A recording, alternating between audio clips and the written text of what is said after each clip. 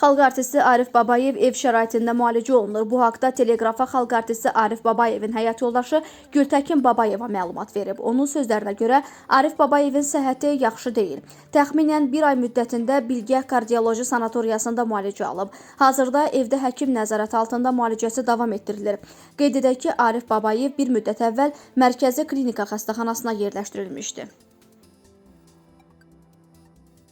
Müğənni İbrahim Borçalı bacısı oğlunu itirməsindən danışıb. Rəngarəng verilişinə qatılan sənətçi onun 36 yaşı olduğunu deyib.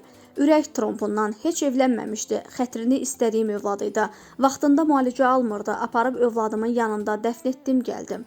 Qeyd edək ki, İbrahim Borçalı bir neçə il əvvəl oğlu Rəhimi avtomobil qəzasında itirib.